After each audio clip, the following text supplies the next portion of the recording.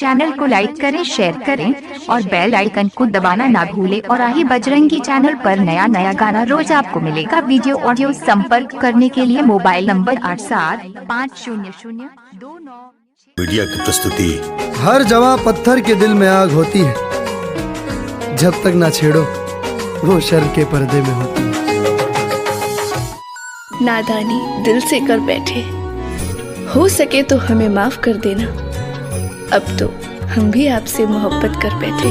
कवनो परी बन के आए बारू तू मेरा खातिर हो, हमरा खातिर है भइल मन जोगिया, भइल मन जोगिया।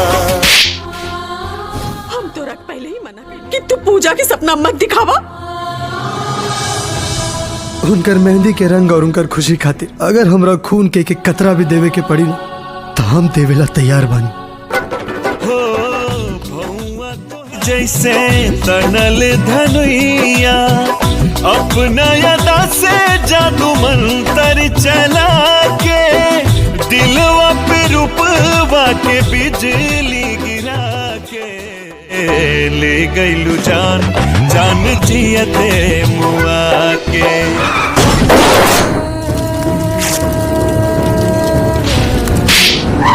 राजू राजू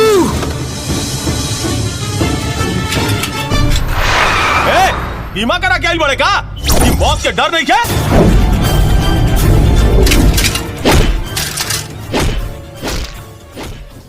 उनकर तस्वीर बा।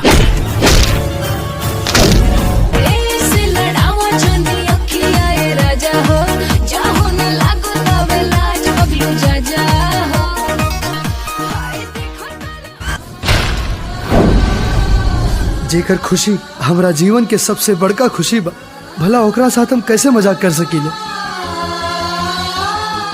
कबो कबो आँख धोखा खा सकेला, लेकिन दिल के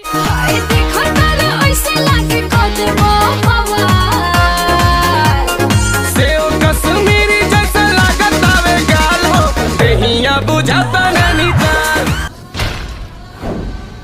बन के बबरिया तोहरी डगरिया पगली कबले ताकी, अब तो वसुअन से बह गइल कजरवा बालम तू ता होइला, गुलरी ते फुलवा बालम हाय तू ता हो गइला। गुरूरे फौज सितमगढ़ की तोड़ सकते हैं, सूखे फर्राट निगाहों से मोड़ सकते हैं। हमें हल्के मत करना, हम तो आशिक हैं।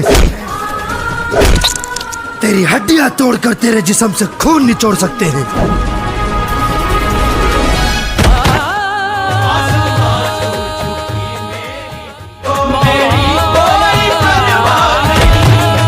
बड़ी मुद्दतों से मुझे इस पल का इंतजार था।